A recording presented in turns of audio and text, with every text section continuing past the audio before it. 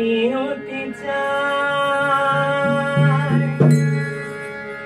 গাইতে হতে চায়, কবু তমাল বনে কবু কদম তলায় গাইতে হতে চায়, কবু তমাল বনে কবু কদম তলায় গাইতে হতে চায়।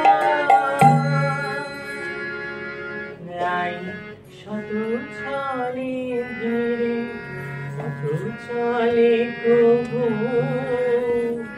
কণ্ঠা তো বেঁধে চরণে রাই, শত ছলে ঘিরে ছলে কবু কণ্ঠা তো বেঁধে চরণে, তবু যে কাটালতায় চলো জড়ায় মিনি খুলে যায় অকারণে। কৃষ্ণ দর্শনে বঞ্চিতা হয়ে শ্রীমতী তখন শ্যাম সুন্দরকে ভর্ৎসনা করতে লাগলেন। আই আই ভরেছে রূপে কাজলের দাদাও আছে দেখছি। হরে কৃষ্ণ হরে কৃষ্ণ হরে কৃষ্ণ। ঠিক আছে ঠিক আছে ঠিক আছে, ওঠো ওঠো ওঠো। মাসির কাছে মন দিয়ে গান শিখছো তো? গত বছর তোমার গান কিন্তু ঠিক জমেনি, এবছর কিন্তু ভালো করে সেনার পরে পরীক্ষা করে নেবেন। যা ভেতরে যা দেখি। আসুন আসুন আসুন। কৃষ্ণ ভামিনী, তোমার সাথে পরিচয় করিয়ে দিই। ইনি হচ্ছে নবাবগঞ্জের জমিদার, বুঝছে, শ্রীযুক্ত তিলক নারায়ণ ভট্টাচার্য। ওই অত দূর থেকে তিনি এসেছেন শুধুমাত্র তোমার গান শুনবে বলে। কি সৌভাগ্য আমার, অত দূর থেকে আমার গান শুনতে এনেছেন, এটা আমার পরম সৌভাগ্য। প্রণাম। চণ্ডীদাসের পথ শুনবো বলেই তো আশা। লোকমুখে শুনেছি তোমার কণ্ঠে শিরাদার মান ভঞ্জন অসাধারণ, অপূর্ব। এখন কেবল কান সার্থক করার প্রতীক্ষা। বেশ তো, সন্ধ্যাবেলা যখন আসর বসবে তখন না হয় শুনে নেবেন।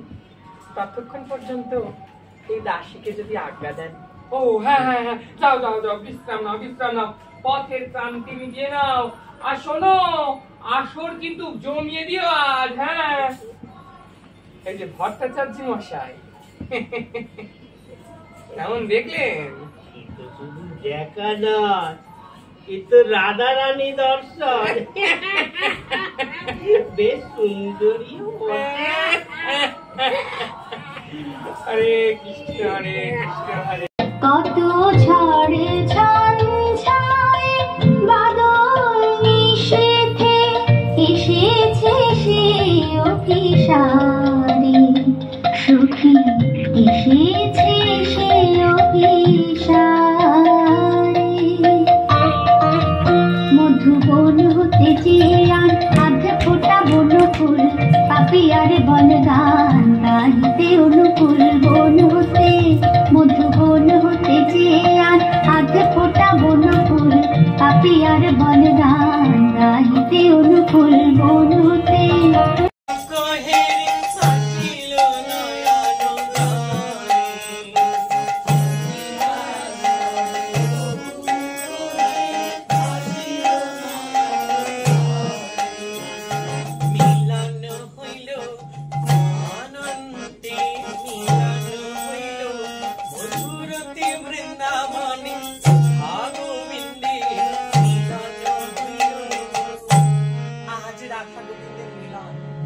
মিলন দেখে সকলে জয়ধ্বনি দিতে লাগলো।